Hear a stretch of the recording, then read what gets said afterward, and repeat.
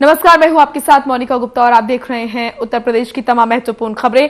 Bulletin की शुरुआत इस वक्त की बड़ी खबर के साथ करेंगे। कन्नौज से बड़ी खबर है, सपा का डीएम ऑफिस के सामने प्रदर्शन। दुष्कर्म के आरोपियों पर कार्रवाई की मांग कर रहे हैं। महिला विंग के पुलिस प्रशासन पर आरोप, गिरफ्तारी में लापरवाही का लगाया है आरोप। सपा की प्रदेश सचिव का बयान, जिम्मेदार अफसरों का चाहिए आश्वासन, आश्वासन न मिलने तक जारी रहेगा ये प्रदर्शन। पीड़िता के इलाज का खर्च उठाए सरकार।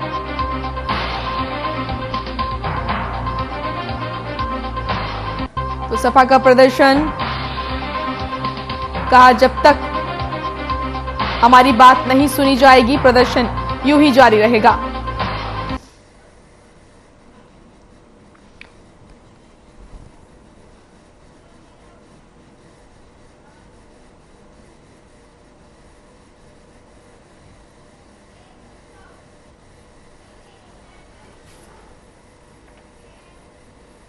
उत्तर प्रदेश में बीजेपी नगर निकाय की तैयारियों में जोरों शोरों से जुटी हुई है। इस बीच राज्य मंत्री स्वतंत्र प्रभार दयाशंकर सिंह दयालु जौनपुर पहुंचे, जहां उन्होंने शाहगंज नगर पालिका परिसर के मीटिंग हॉल में एक बैठक की। इस बैठक में नगर निकाय चुनावों को लेकर रणनीति तैयार की गई है। आपको बता दें कि नगर निकाय चुनाव के लिए दयाशंकर सिंह दयालु को जिम्मेदारी दी गई है। निकाय चुनाव को बीजेपी सेमीफाइनल मानकर देखते हुए मैदान में दमखम से उतर चुकी है और वहीं मतदाता सूची को दुरुस्त कराने के लिए भी पार्टी अभियान चला रही है। वहीं मीडिया से बातचीत के दौरान राज्य मंत्री ने कहा कि 2024 से पहले यह आखिरी चुनाव है। बीजेपी इस चुनाव को मजबूती से लड़ना चाहती है। नगर निकाय की तैयारियां तेज हो चुकी हैं। आपको बता दें कि राज्य मंत्री ने जिले का दौरा किया। नगर पालिका परिसर में उन्होंने बैठक की।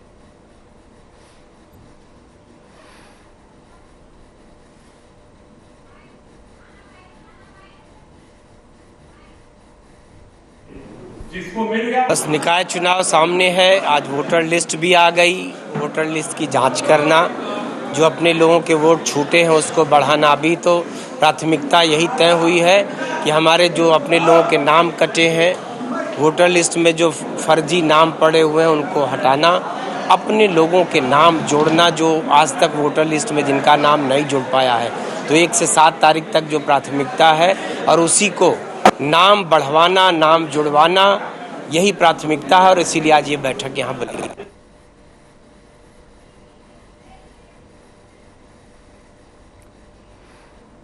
बड़ी खबर का रुख करेंगे। बलिया से बड़ी खबर आ रही है। मंच पर भिड़े वरिष्ठ सपा नेता मुलायम सिंह यादव की याद में था यह कार्यक्रम। काशीनाथ और अंबिका चौधरी में झड़प हुई। दोनों ही हैं पूर्व मंत्री। कुर्सी पर बैठने को लेकर हुई कहासुनी। बवाल के बाद पूर्व मंत्री व्यास गौड़ को फटकार, पूर्व मंत्री काशीनाथ ने लगाई फटकार। इस वक्त की बड़ी खबर, सपा के दो नेता आपस में भिड़े। सीट को लेकर हुआ दोनों में झगड़ा।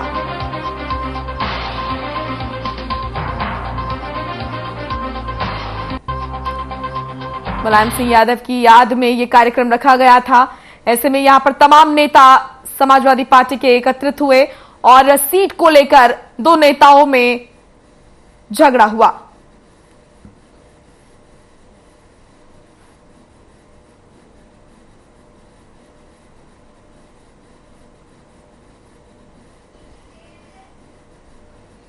बीजेपी प्रवक्ता राकेश त्रिपाठी ने सीओ के डिमोशन मामले पर कहा है कि प्रदेश में लंबे समय से भ्रष्टाचार चरम पर था, लेकिन बीजेपी सरकार अपराध और अपराधियों को लेकर जीरो टॉलरेंस की नीति पर काम कर रही है।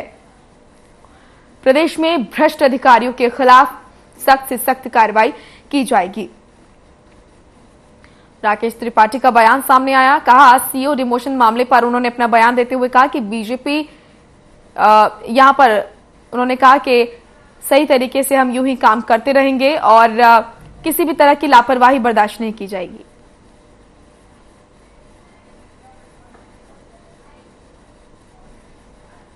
सरकार ने किया है।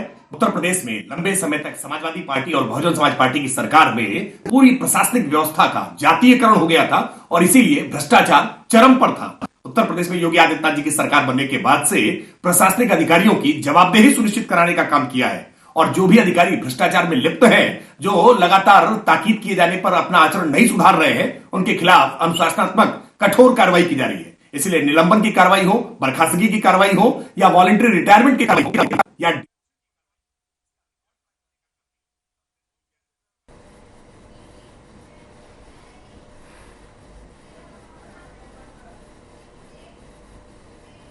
लखनऊ से बड़ी खबर आ रही है। दीपक सिंह का डिप्टी सीएम को पत्र। कांग्रेस नेता है दीपक सिंह, डेंगू को लेकर उन्होंने कहा है कि डेंगू को लेकर ठोस कदम उठाए जाएं। सरकारी और निजी अस्पताल दोनों भरे, डेंगू मरीजों के लिए अस्पतालों में जगह नहीं है। इस वक्त की बड़ी खबर आपके सामने।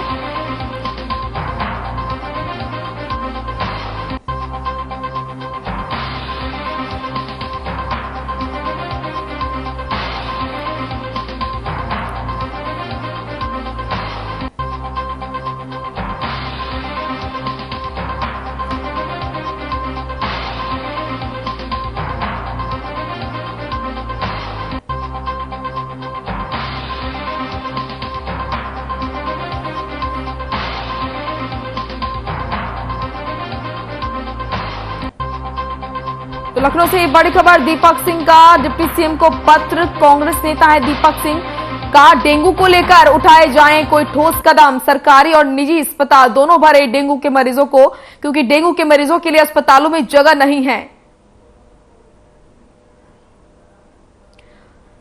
तो डेंगू के मरीजों को लेकर यहां पर उन्होंने पत्र लिखा और कहा कि सरकारी या फिर निजी दोनों ही अस्पतालों में डेंगू के मरीजों को भर्ती किया जाए, क्योंकि डेंगू के मरीजों को बेड उपलब्ध नहीं हो पा रहे हैं, जिससे कि मरीजों को समस्याओं का सामना करना पड़ रहा है।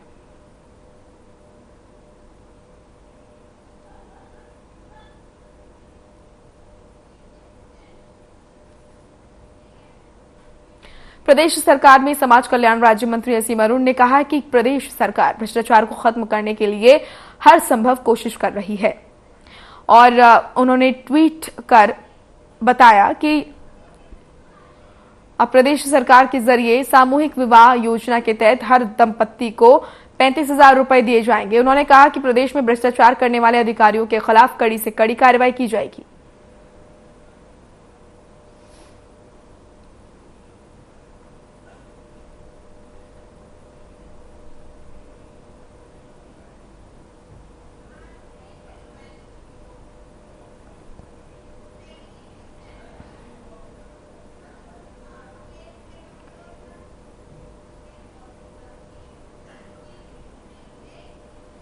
इस वक्त की बड़ी खबर आ रही है कन्नौज से। टैंकर ने स्कूटी सवार को कुचला, स्कूटी सवार की मौके पर हुई मौत। पुलिस ने शव को पोस्टमार्टम के लिए भेजा।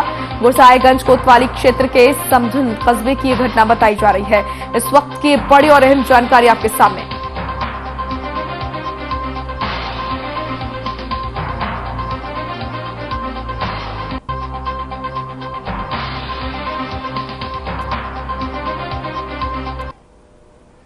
फारुखाबाद में कार में वेल्डिंग करते समय आग लगने का मामला सामने आया है। हादसे की सूचना मिलने पर फायर ब्रिगेड ने मौके पर पहुंचकर बड़ी मशक्कत के बाद आग पर काबू पाया। कार में आग लगने का वीडियो भी सोशल मीडिया पर वायरल हो रहा है। तस्वीरें आप देख सकते हैं, फारुखाबाद की तस्वीरें। कार में आग लगी, वेल्डिंग करते समय यह हादसा हुआ। फायर ब्रिगेड ने आग पर काबू पाया।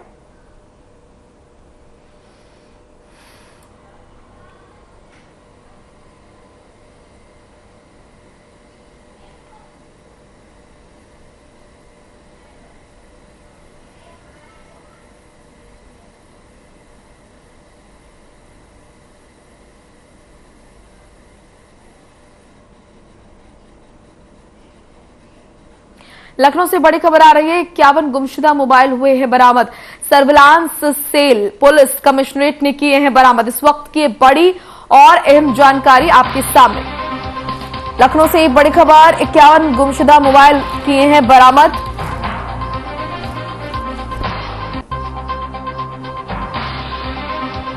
तो ये बड़ी और अहम जानकारी लखनऊ से।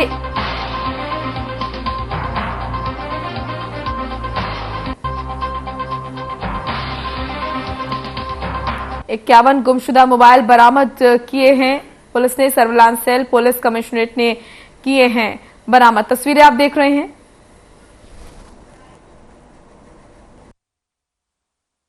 जो लॉस्ट एंड फाउंड आर्टिकल्स की लिस्ट हम लोग को मिलती है कमिश्नर कार्यालय से, उसके तहत हम लोग ने अभियान चलाते हुए पिछले 3 महीने में कुल 51 मोबाइल्स की बरामदगी की है। इन 51 मोबाइल्स की बरामदगी जो हुई है, इनकी लगभग कीमत 17,50,000 रुपए है और ये डीसीपी पूर्वी की सर्विलांस सेल जो है उनके द्वारा किया गया है। इसमें OnePlus के 2 मोबाइल, Vivo के 13, Samsung के 7, Oppo के 13, Realme के 6 मोबाइल, Redmi के 8, Motorola 1 और अन्य भी जो कंपनीज हैं उनके भी मोबाइल इसमें बरामद हुए हैं। निकाय चुनाव में प्रसपा का चुनाव चिन्ह बदल गया है। प्रसपा को पहले चुनाव चिन्ह के तौर पर चाबी का चिन्ह जारी किया गया था, लेकिन अब निकाय चुनाव में प्रसपा का चुनाव चिन्ह स्टूल होगा। प्रसपा प्रदेश भर में निकाय चुनाव में अपने दावेदार उतारेगी, तो अब स्टूल होगा प्रसपा का निशान चिन्ह।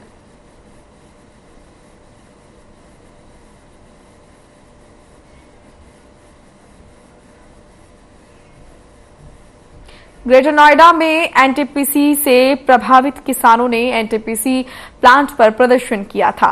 इस दौरान पुलिस ने किसानों पर लाठीचार्ज और वाटर कैनन की बौछार की थी। इस मामले में पुलिस ने 53 नामजद सहित 500 अज्ञात लोगों के खिलाफ मुकदमा दर्ज किया है।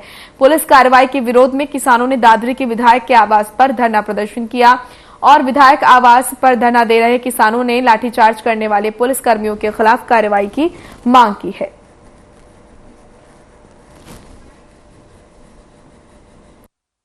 थाना जारचा अंतर्गत एनटीपीसी प्लांट के पास किसान संगठनों द्वारा एक धरना प्रदर्शन किया जा रहा था। धरना प्रदर्शन एकाएक उग्र हो गया और जो वहां पे धरना प्रदर्शनकारी थे वो एकाएक प्लांट के अंदर घुसने का प्रयास करने लगे और प्लांट को सुचारू रूप से जो चल रहा था उसको रोकने का प्रयास किया गया। बिजली जो यहाँ से उत्पादन होती है उसको ठप करने का प्रयास किया गया।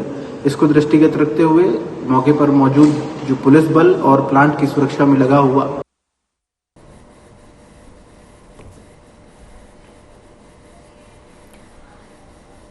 लखनऊ में पुलिस को बड़ी कामयाबी मिली है। बताया जा रहा है कि पूर्वी सर्विलांस टीम ने लोगों के 51 एंड्रॉयड मोबाइल को बरामद किया है। आपको बता दें कि पुलिस ने कड़ी मशक्कत के बाद दिल्ली, ओडिशा, लखीमपुर खीरी, मऊ समेत अन्य जगहों से 17,50,000 के कीमती मोबाइल बरामद किए हैं, जिसके बाद डीसीपी प्राची सिंह ने मोबाइल मालिकों को बुलाकर उन्हें मोबाइल सौंपे। वहीं डीसीपी पूर्वी प्राची सिंह ने अपनी सर्विलांस टीम की न सिर्फ प्रशंसा की बल्कि इस काम के लिए उन्हें 15,000 रुपए इनाम दिए।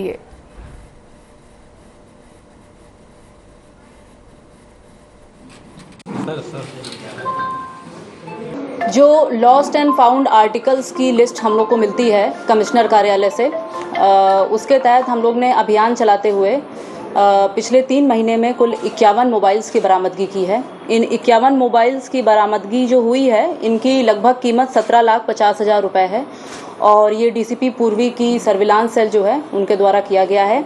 इसमें OnePlus के 2 मोबाइल, Vivo के 13, Samsung के 7, Oppo के 13, Realme के 6 मोबाइल, Redmi के 8, Motorola 1 और अन्य भी जो कंपनीज हैं उनके भी मोबाइल इसमें बरामद हुए हैं। नोएडा में एक अजीबोगरीब मामला सामने आया है। आपको बता दें कि एआरएम ने संविदा कर्मचारी को सिक्योरिटी पैसे देने से मना कर दिया है, जिसके बाद पूर्व ड्राइवर ने रोडवेज बस ही गायब कर दी। इस दौरान कर्मचारियों में हड़कंप मच गया और आसपास बस की तलाश की गई, लेकिन बस का कोई पता नहीं चला। वहीं इस मामले की जानकारी पुलिस को दी गई। फिलहाल पुलिस की मदद से आरोपी पूर्व ड्राइवर को बरौला से गिरफ्तार कर लिया गया है। क्या है पूरा मामला? ये 2 दिन पूर्व मोरना बस स्टैंड से एक बस चोरी की सूचना मिली थी, जिसमें तहकीकात की गई तो ज्ञात हुआ कि एक व्यक्ति मुकेश जो पहले संविदा कर्मी था, ड्राइवर का काम करता था, उसकी कुछ सिक्योरिटी मनी थी जो रिफंड नहीं हुई थी और बार बार मांग रहा था। उसकी सिक्योरिटी मनी नहीं मिली तो इस पर क्षुब्ध होकर उसने वहाँ से बस हटा दी और बरौला में ले जाके बस खड़ी कर दिया। उसकी बैटरी निकाल के किसी कबाड़ी को भेज दिया। जब छानबीन की गई तो मालूम चला कि हाँ ये मुकेश नामक व्यक्ति था और पहले इसी बस को ही चलाया करता था।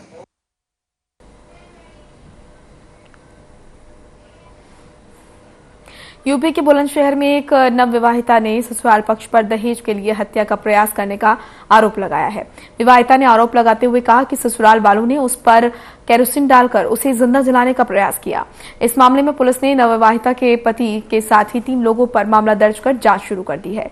पीड़िता को इलाज के लिए डिस्ट्रिक्ट हॉस्पिटल में भर्ती कराया गया है।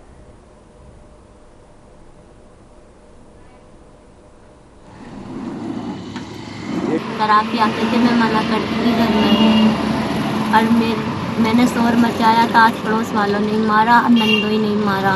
सास ने मारा। अरे ये भी बता रहे तुम मारने की कोशिश करी थी, तेल भी छिड़का, क्या सच्चाई है?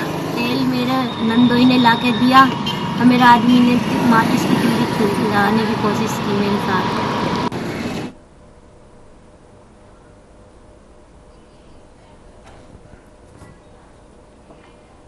खबर गाजियाबाद से है, जहां एसएसपी की क्राइम मीटिंग के बाद जनपद की पुलिस हरकत में आई। साथ ही विजयनगर में रेगुलर लूट करने वाले गिरोह के एक बदमाश के साथ पुलिस की मुठभेड़ हो गई। मुठभेड़ में बदमाश की गोली लगने से एक पुलिसकर्मी घायल हो गया, तो वहीं एक बदमाश भी पुलिस की गोली लगने से घायल हो गया। बदमाश के कब्जे से लूट की रकम, चोरी की स्कूटी और तमंचा कारतूस बरामद किया गया।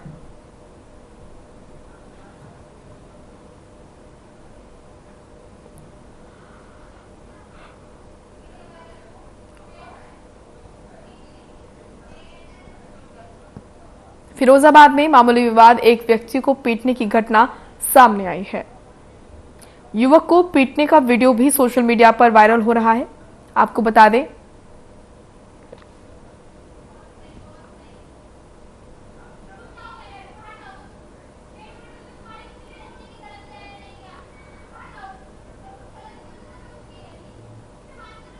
पीड़ित प्रेमपाल ने इस मामले में पुलिस में रिपोर्ट दर्ज कराई है। पुलिस ने मामला दर्ज कर मामले की जांच शुरू कर दी है।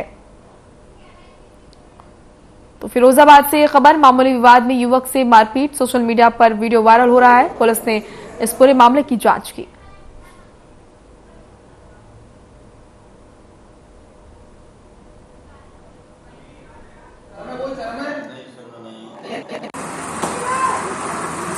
देरी हो गई, उनका गेट बंद था। वो दारू पी के आया, वहाँ आते ही मेरे में जूतों से पिटाई की, मतलब लाश जूतों से, बहुत बुरी से जमीन पर गिर पड़ा मैं।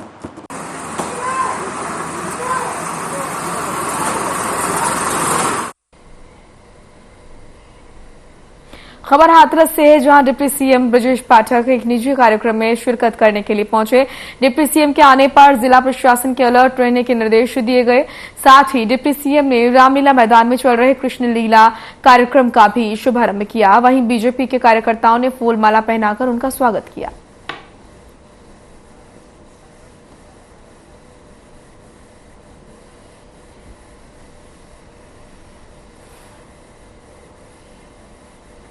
अयोध्या में 14 कोसी परिक्रमा की शुरू हो गई है और आपको बता दें, जिसे लेकर प्रशासन भी पूरी तरीके से अलर्ट है। मान्यता है कि 14 कोसी परिक्रमा यानी 42 किलोमीटर की परिक्रमा को पूरा करने पर अगले 7 जन्मों का पुण्य प्राप्त होता है। ये अत्यंत प्राचीन और ऐतिहासिक परिक्रमा आयोजन आज भी अपनी परंपरा के मुताबिक होती है। परिक्रमा को लेकर पहले ही सीओ सिटी शैलेंद्र सिंह ने ड्रोन से रिहर्सल की थी। आपको बता दें कि 6 संवेदनशील स्थानों पर ड्रोन से निगरानी होगी। श्रद्धालुओं की सुरक्षा को देखते हुए पुलिस प्रशासन की तरफ से ड्रोन कैमरे की मदद से नजर रखी जाएगी।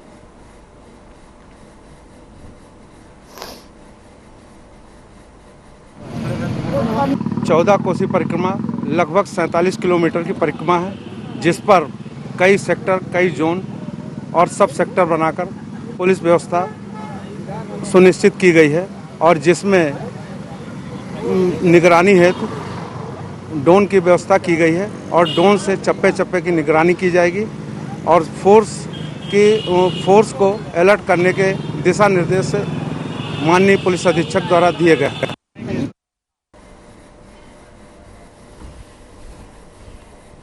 प्रदेश में धान की फसल लगभग तैयार हो चुकी है, जहां इसके लिए इस बार सरकार ने समर्थन मूल्य भी बढ़ा कर रखा है। आपको बता दें कि सरकार के द्वारा किसानों से धान की खरीद सरकारी क्रय केंद्रों पर की जाएगी। तो वहीं जिले के 8,473 किसानों ने अपने धान की फसल की बिक्री के लिए अभी तक रजिस्ट्रेशन कराया है, जबकि 5,817 किसानों के पंजीकरण पूरा हो चुका है। वहीं जिला प्रशासन बीते दिनों बैठक कर सभी धान खरीद के लिए नामित एजेंसियों को सख्त हिदायत दी है कि किसानों को किसी भी प्रकार से समस्या नहीं होनी चाहिए। अगर किसानों को धान बेचने में समस्या हुई तो अधिकारियों को बख्शा नहीं जाएगा।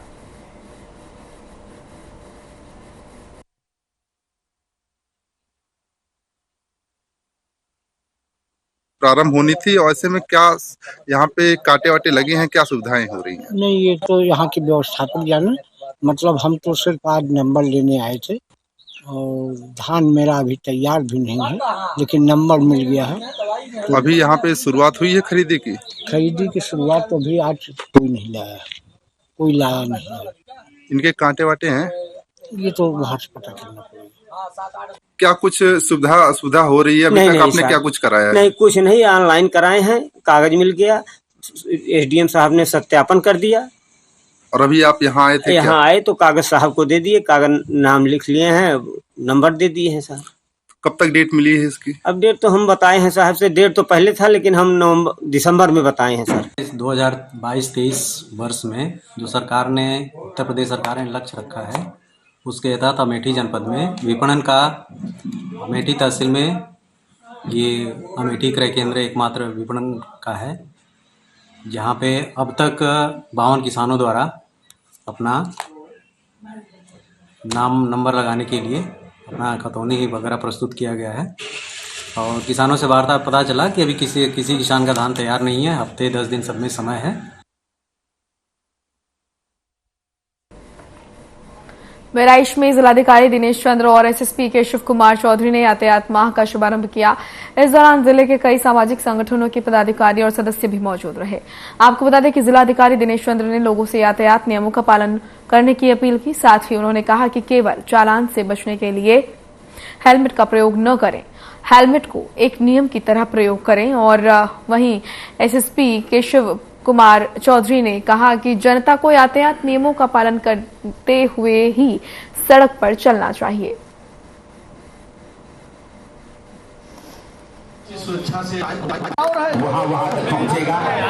देखिए, सबसे पहले यातायात माह का जो जनपद बहराइच में प्रारंभ किया गया है, बहुत खूबसूरत ढंग से इस कार्यक्रम का आयोजन किया गया है। इसको केवल फॉर्मल नहीं बनाया गया, अपितु यह उद्देश्यपरक हो और उन जनमानस के लिए इस जो बात यहाँ पर रखी गई है वह पहुँच सके, इसकी पूरी व्यवस्था की गई है। नवंबर माह में प्रतिवर्ष यातायात माह का आयोजन किया जाता है, जिसका उद्देश्य होता है कि ट्रैफिक नियमों के बारे में आम जनमानस को जागरूक करना। इस यातायात माह में 2 प्रकार की रणनीति हमारी रहेगी। एक तो जन जागरूकता के विभिन्न कार्यक्रम चलाए जाएंगे पूरे माह में, जनपद के विभिन्न जगहों पे विभिन्न वर्गों के मध्य जो भी हमारे स्टेक होल्डर्स हैं उसके सहयोग से आम जन को जागरूक करने के लिए कि ट्रैफिक नियम का पालन करें।